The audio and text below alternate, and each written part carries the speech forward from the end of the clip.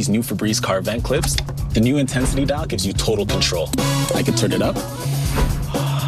That smells good. Or turn it down. Nice and light. Enjoy 40 days of freshness your way. La, la, la, la, la. Work. Play. Blink. Relief. Work. Play. Blink. Relief. The only 3-in-1 extended relief formula for dry eyes. Blink. All right, what advice would you give to anyone who wants to become a singer? Get a good lawyer. Yeah, Taylor knows all too well about that. Back in 2016, she answered Vogue's 73 questions while giving a tour of her LA home. But she's dropped many Swiftisms to ET over the years, too. And we leave you now with more Taylor in her own words. Have a safe 4th of July, everybody. Bye-bye. The best advice I've ever gotten was to be kind to people, also to take a lot of pictures. The worst advice I've ever gotten. Live it up, you're young. That's horrible advice. I mean, come on. I can't live it up. If I live it up, it's on national newspapers. I wouldn't change the way things have gone because I love getting to do this. And I live to write songs. That's what I live for. Live from KSAT 12, the news at 5 starts right now. And first at 5, fireworks of a different kind have people in one local neighborhood rattled. They say they hear gunshots on an almost nightly basis. As Katrina Weber shows us, some of the latest gunfire there left 3 people wounded. Despite the bright lights, some people missed all of this action near the corner of Piedmont and Vanderbilt Streets. San Antonio police responded to a call for a shooting here after 2:30 this morning, then found 3 people wounded. It seems the bullets that hit them were among the latest fired here, a site of ongoing gunfire. In the alley or in the neighbor's backyard, and my husband called the police because there were a lot of gunshots. The shots Kimberly Wilson heard actually were fired 2 nights ago. She slept through this latest incident. It's a sound, she says, that is becoming commonplace in this neighborhood not far from Steves Avenue in South Hackberry. Just playing with guns, I guess. I don't know. I don't know what the motive or why. The way another neighbor described it to me, it sounds like they live in the middle of a war zone. He says he hears gunfire several nights a week and fired from various different kinds of guns. There's no doubt that it's dangerous. Police say just prior to this morning's shootings, neighbors heard random gunfire in the area. They say somehow the gunmen made their way into the alley where they shot the 3 victims, a 17-year-old and 2 men in their 30s, in the backyard of a home. Police questioned as many as 4 possible suspects. The victims all were taken to a hospital. I wouldn't be outside if I heard that. After what happened, Wilson says she's afraid even to go into her backyard garden. She's staying close to home. Katrina Weber, KSAT 12 News. New at 5, in another shooting, this time west of downtown, a man suffered gunshot wounds to both of his legs. San Antonio police were called out to San Fernando Street, not far from El Paso Street, around 12:15 this afternoon for shots being fired. When they arrived, they found the wounded man on the ground. Officers at the scene tell us they believe 2 men were inside an apartment when they began shooting at each other. 2 other people, including a child, were also inside the apartment at the time. Police say the man on the ground was the only one injured, the only injured person that they found. He was taken to the hospital. We're told his injuries are not life-threatening. Police say the other man who fired a weapon took off. We're learning new details about a teen found dead in the street yesterday morning on the northwest side. The Bexar County Medical Examiner's Office says the victim was just 14 years old. The ME's office has identified him as Augie Ryan Rangel. SAPD says neighbors living near Santa Ana Street heard gunshots around 4 a.m. yesterday morning. They say when they went outside, they found the teen's body and called for help. EMS tried to save him, but he died at the scene. So far, police haven't shared who the suspect is. Well, some folks are heading to the coast to soak up sun on the beaches. Those living along the Gulf Coast are breaking a sweat as they fill sandbags. It's just in case Hurricane Beryl's path ends up near the Rio Grande Valley. Right now, it's still unclear where Beryl will go definitively, but those living in the valley don't want to be caught off guard. In Weslaco, there's a big demand for sand. Each homeowner there is being offered up to 6 orange bags and sand to fill them. Residents have begun stocking up on emergency supplies, all of this just as a precaution. But over the past few days, we've seen what Beryl is capable of. Mia is tracking a storm that has a lot of steam left in it, right, Mia? Yeah, this storm is not nearly close to being over. And of course, we are still keeping very close eyes on Beryl. Right now, this is the latest update that came in from the National Hurricane Center about an hour ago. It has weakened compared to where it was a few days ago, but it is still a strong hurricane, a Category 2, just south of Cuba in the western Caribbean Sea. This is going to continue tracking westward here. It is expected to make landfall as a Category 2 or 1 hurricane on the Yucatan Peninsula and then weaken pretty quickly into a tropical storm throughout the day tomorrow before re-emerging in the southwestern Gulf of Mexico late Friday and into Saturday. Then, as you can see from the latest forecast cone here, it is expected to take a turn farther up to the northwest. As of right now, potentially making landfall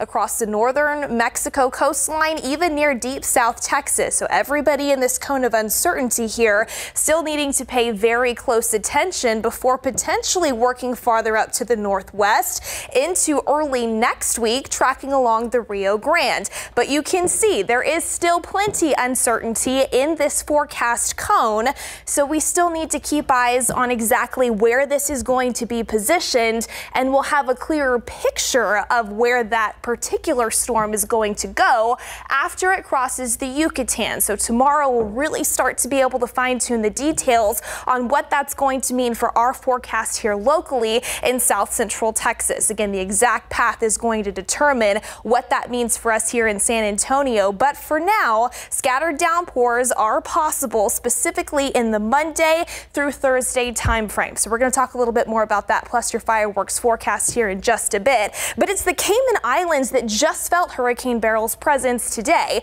But we know that's not the only area that's seen impacts from this particular storm. Beryl impacted Jamaica as a Category 4 hurricane yesterday, and now many tourists who want to get off the island don't know when that could happen. ABC's Lionel Moyes reports from New York.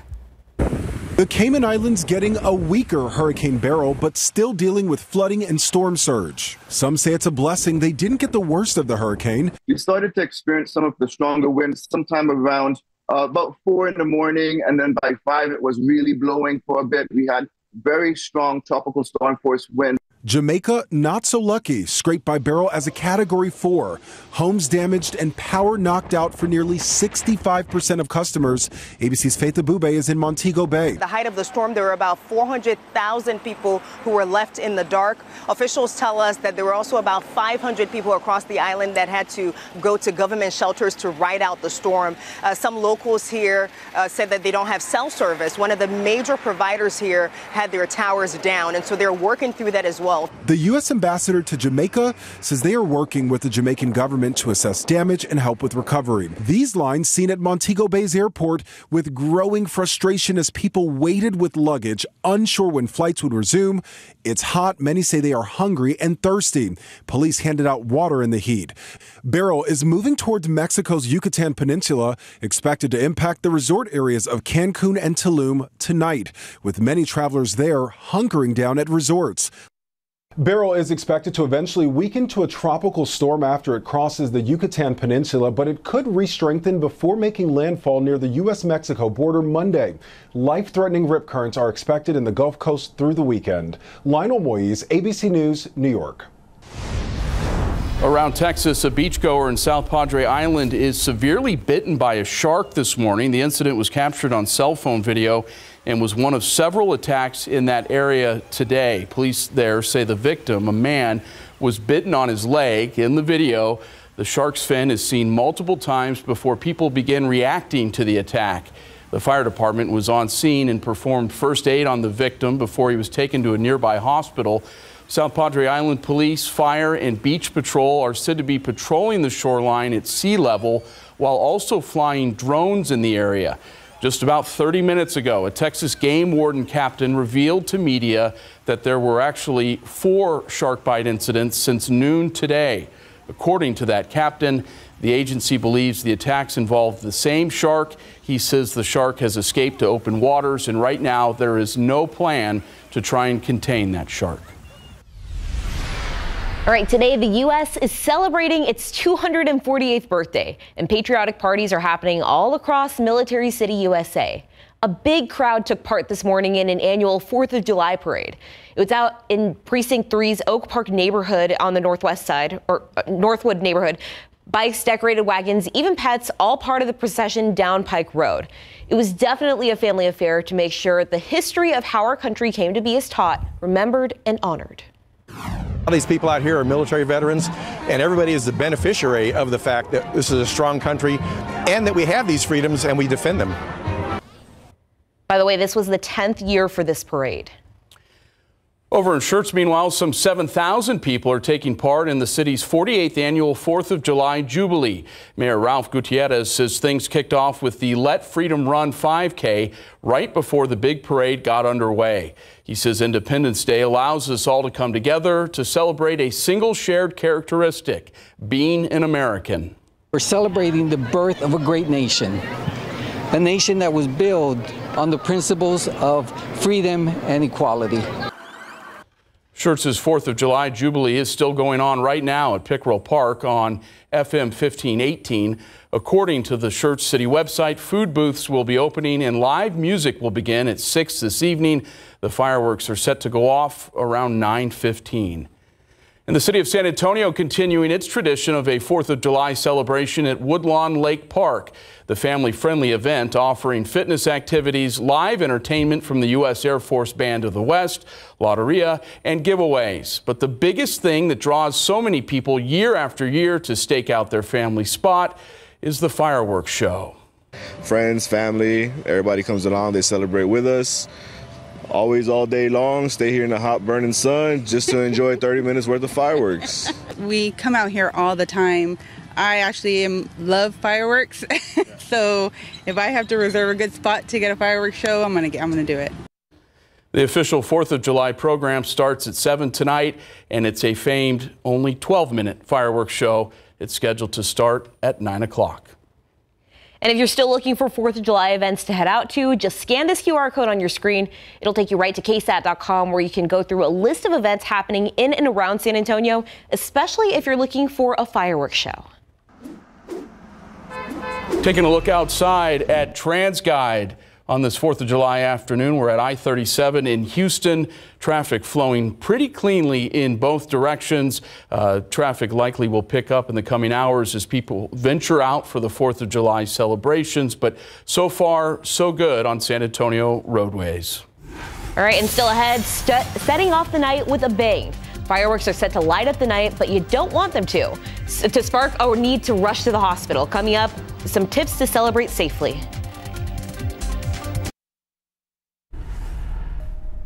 It wouldn't be the 4th of July without fireworks. We go to one of the stands, see what people are buying, and we give you the safety tips you need to make sure you make it to the 5th with all 5 of these.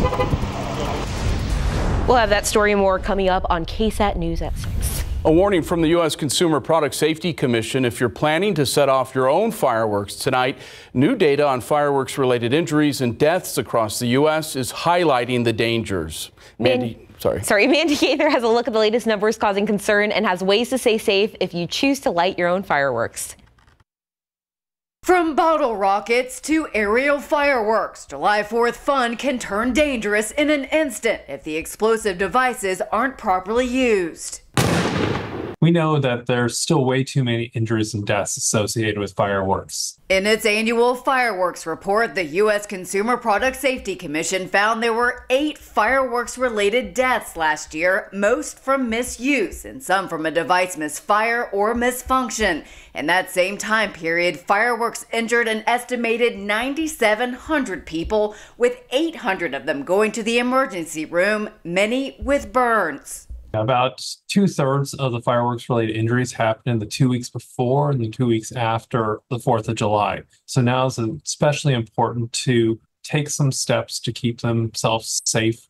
The CPSC says the best way to prevent fireworks-related injuries is to go to professional displays, but if you choose to set them off yourself, don't be under the influence of alcohol or drugs. Have water handy in case of fire or other problems. Keep kids a safe distance away while lighting fireworks and setting them off. Even sparklers aren't safe in little hands. Sparklers burn about 2,000 degrees, so that's as hot as blowtorch. So those cause a tremendous amount of burns each year. Finally, make sure you buy legal fireworks from reputable retailers only. The report shows that in the last fiscal year, about 18% of selected and tested fireworks products were not safety compliant. We want everybody to have a fun 4th of July. For Health Minute, I'm Mandy Gaither. And this is a safety and financial reminder. If you're someone that's planning on shooting off your own fireworks, it could come with a hefty fine depending on where you live. Use of fireworks in the city of San Antonio is illegal and could carry a fine of up to $2,000 for anyone who gets caught using them within city limits. All right, taking a look now at live cam tonight, where everything looks clear out there. It looks like traffic's flowing pretty smoothly with the holiday traffic. And Mia, is it going to be a good night to actually look at fireworks? It should be, yeah. We've got a few clouds out there, thankfully, providing some with a little bit of shade, but mostly clear skies are expected later on this evening. Just know that it is still going to be a warm one out there, at least for the next several hours. Take a look at temperatures right now, near 100 degrees, pretty much across all of Bexar County. It is 100 over in New Braunfels, stretching over to Seguin as well as Gonzales. 96 for places like Canyon Lake and Kerrville. 101 down Highway 90 over in Sabinal. We still do have some of the humidity in place, so when you factor that in, it feels like the triple digits for almost all of us. 106, the current heat index value here in the Alamo City. Feels like 111 for places like Floresville as well as Nixon. 106 also the current heat index value over in Rio Medina. So if you are stepping out later on this evening, here's your fireworks forecast. It is still going to be a bit toasty, especially by 8 p.m. We're in the mid-90s, still feeling like the upper 90s. We'll finally start to see those thermometers fall into the 80s by about 10 p.m. with those mostly clear skies in place. Still hot again tomorrow, and then this weekend, of course, all eyes are going to be on Hurricane Beryl. So here's the latest information that once again came in as of the 4 p.m. update from the National Hurricane Center. It is approaching the eastern Yucatan Peninsula, the eastern coastline near Cancun. Movement is about west-northwest at about 20 miles per hour. Winds at about 110 miles per hour. Not as strong as what it was the past couple of days. Wind shear has started to weaken it just a little bit, but it is expected to make landfall on the Yucatan Peninsula late tonight into early Friday, crossover and then re-emerge into the western Gulf of Mexico this weekend. And you can see this is the latest look here at the spaghetti plots depicting where this particular system could go, and still everybody along the southern Texas Gulf coastline down into northern Mexico needs to keep a very close eye on this storm. It could potentially re-strengthen into a Category 1 or Category 2 hurricane before making landfall somewhere in this area by late Sunday and into early Monday. But you can see we still need to monitor, is it going to turn farther north and come up the Rio Grande, or is it going to take a more westward track? That is going to ultimately determine what our rain chances look like here locally into early next week. But regardless of where Beryl makes landfall, I do want to bring this up for those that are headed down to the Gulf Coast this weekend. Expect rain, expect high surf, rip currents, and even some coastal flooding. So probably a good idea to go ahead and get off the beach, especially by Saturday night and into Sunday, as we monitor the path that this is going to take. As of right now, we've bumped up rain chances to about a 50% potential, especially by Tuesday, Wednesday, and Thursday. Some of that tropical moisture is going to get trapped over south central Texas, so we are expecting at least daily chances to find some of that scattered rain. But just know we'll get a clearer picture of what these rain rain chances really will look like for us after Beryl moves into the southwestern Gulf this weekend. So keep checking back. Until then, we're dry tomorrow, but we've got a 30% potential on Saturday to maybe find a few showers and storms. That's actually going to be thanks to this weak front that drops into central Texas. It dissipates, but it could provide just enough lift, especially across portions of the hill country, to find a little bit of that activity. So 30% potential Saturday afternoon and evening, then into Sunday, just an isolated chance as we monitor what happens with Beryl in the Gulf of Mexico. If we can find some scattered rain, temperatures a little bit cooler as well. But until then, expect a hot one with a high near 100 into your Friday, guys. And Mary, Joey Chestnut not being part of the hot dog eating contest, I think, took all the headlines leading up to today, but good event even without him, it appears. Yeah, it's always going to be weird. Until he's back in it, it's like, what the heck? We need Joey Chestnut back. But with that, we have a new hot dog eating champion on the men's side. And on the women's side, an all-time record was set. Plus, the young Spurs are adjusting to playing at the NBA level and are chomping at the bit for Summer League action. Stay with us.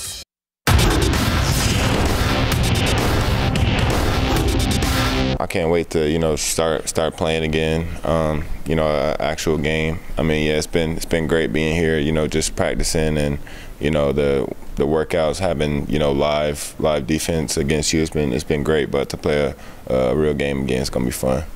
It's almost time to see the young Spurs in action for Summer League ball in big board sports. But first, it's an American tradition, Nathan's famous hot dog eating contest on the 4th of July. 16-time champion Joey Chestnut not partaking in the competition this year, so we will have a new champion. 10 minutes to eat as many hot dogs as you can. Chestnut set the world record for hot dogs and buns eaten in 2021 with 76. No one anywhere near that mark this year. However, Patrick Bertoletti would devour a personal best 51 hot dogs for his first ever hot dog eating title. Jeffrey Esper came in second with 53 and James Webb third with 51. In the women's division, history was made. Miki Sudo eyeing her 10th Nathan's hot dog eating title. Sudo is the top ranked female eater in the world. 2 minutes in, Sudo began separating herself from the rest of the field, and by the end, she'd inhale 51 hot dogs to break her own record of 48 and a half en route to victory. Sudo could have been competing with the men. Well, the San Antonio Spurs rookies are a couple of days out from hitting the hardwood for Summer League action. For many, this will be their first taste of live-action basketball since their last college games. Not only that, for a handful of the Summer League roster, they're also adjusting to playing at the professional level. Second-round pick Harrison Ingram was asked about what some of the biggest differences are from college to pro. I would say first is the attention to detail. Just say things once, get it right there. They say, like in college practice, you might go over with starters and bench, but on this practice you go over once with one group and everybody else better get it. And then another main thing when it comes to playing live is the skill level. I mean, everybody's making shots. You leave somebody open, it's going in, whereas college sometimes you can get lucky with leaving somebody open or setting up somebody else. Saturday at 7:30, the Spurs Summer League squad tips off against Charlotte in Sacramento. We'll be right back after the break. Thanks for watching the News at 5. World News is next.